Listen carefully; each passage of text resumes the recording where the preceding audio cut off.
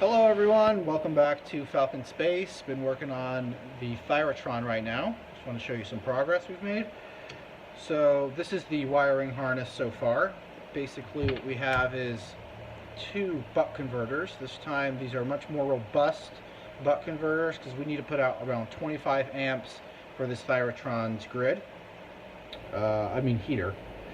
This is the DC to DC converter. It's able to put out like 250 volts for the grid, and that's very low voltage. That's just to control the on and off.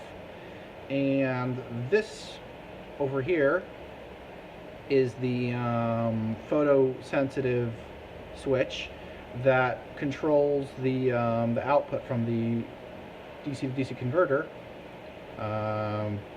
whether it connects or doesn't connect to the grid, turning the Thyratron on and off. So basically we need to provide, in a electrically isolated box, we need to be able to A, give 6.3 volts at 25 amps, and B, provide 200 volts at almost no amps under control.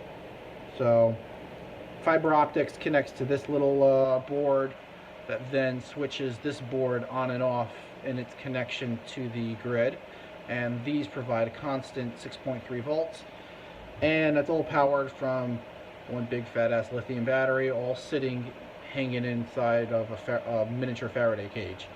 Here's the Thyratron we're working with. This tube over here is out of the Berkeley Labs accelerator. I had a linear accelerator and use a couple, I think like a dozen or so of these. It's capable of 187 megawatt power thrust. 187 megawatts, just to put in perspective, that's like the power tower that it takes to run New York City. Although it's only doing that for a nanosecond or less, still it's immense amount of energy. And we're going from one set of capacitors to another set of capacitors. There's some capacitors we have. These are pretty hefty. These are 10,000 volt 1 millifarads.